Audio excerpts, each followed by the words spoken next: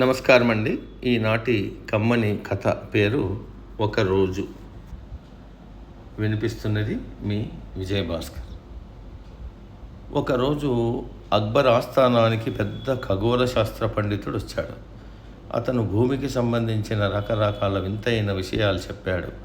దాంతో రాజుగారితో సహా సభికులంతా ఎంతో ఆసక్తిగా విన్నారు.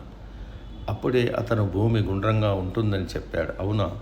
అంటే మనం ఇక్కడి నుంచి ప్రయాణం మొదలుపెట్టి ఒకే గీత మీద నడుస్తూ ఉంటే మళ్ళీ తిరిగి ఇక్కడికే వస్తామన్నమాట, అంతేనా అన్నాడు అక్బర్ ఆలోచనగా.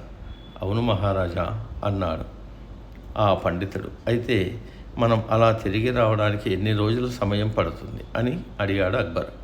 అది చెప్పడం చాలా కష్టం మహారాజా, దారిలో సముద్రాలు ఎడారులు ఉంటాయి అన్నాడు ఆ పండితుడు. అబ్బే, అదేం లేదు, ఏ విషయానికైనా మా మంత్రులు సునాయాసంగా ఇట్టే సమాధానం చెప్పేయగలరు అంటూ మంత్రుల వైపు చూశాడు అక్బరు.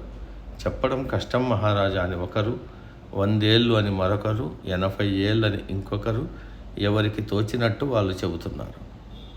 బీర్బల్ నిశ్శబ్దంగా ఉండడం గమనించాడు అక్బర్. బీర్బల్, నువ్వేంటి ఏమీ చెప్పడం లేదు అని అడిగాడు. అప్పుడు బీర్బల్, అదే లెక్క వేస్తున్నా జహాపనా అన్నాడు. లెక్క తేలిందా మరి అని అడిగాడు అక్బర్. ఇప్పుడే తేలింది మహారాజా, ఒక్క రోజులో మనం భూమిని చుట్టి రావచ్చన్నాడు బీర్బల్. సభికులంతా ఆశ్చర్యంతో అదెలా సాధ్యమన్నారు. మనం సూర్యుడి వేగంతో ప్రయాణించగలిగితే ఒక్క రోజులో భూమిని చుట్టడం సాధ్యమే అన్నాడు బీర్బల్. సాధ్యాసాధ్యాలను పక్కన పెడితే తెలివిగా లెక్క వేసి చెప్పినందుకు బీర్బల్ను అభినందించాడు అక్బర్. సమాప్తం.